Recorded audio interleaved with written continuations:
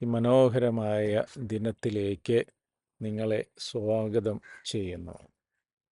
നമ്മുടെ കർത്താവായ യേശു ക്രിസ്തു ഈ ലോകത്തിലേക്ക് വന്നത് നമ്മളെ ശിക്ഷിക്കാനല്ല, മനുഷ്യരെ മുഴുവൻ രക്ഷിക്കുവാൻ വേണ്ടിയാണ്. ദൈവപുത്രൻ മനുഷ്യൻ്റെ രൂപം പൂണ്ട് ഈ ഭൂമിയിലേക്ക് വന്നത്. നമുക്ക് നമ്മുടെ ബുദ്ധിയിൽ മാത്രം ആശ്രയിക്കാതെ നമുക്ക് കർത്താവിന് നമ്മുടെ ജീവിതത്തിൻ്റെ നിയന്ത്രതാവായി ഭരമേൽപ്പിക്കുക. നമ്മുടെ ജീവിതത്തിൻ്റെ അവൻ നമ്മളെ നയിക്കട്ടെ. അവന് നമ്മളെ എല്ലാവരെയും കുറിച്ച് അവൻ്റേതായ വലിയ വലിയ പദ്ധതികളുണ്ട്. നമ്മളെക്കുറിച്ചുള്ള അവൻ്റെ പദ്ധതികൾ മനസ്സിലാക്കുവാൻ നമുക്ക് അവനോട് ചേർന്ന് നിൽക്കാം.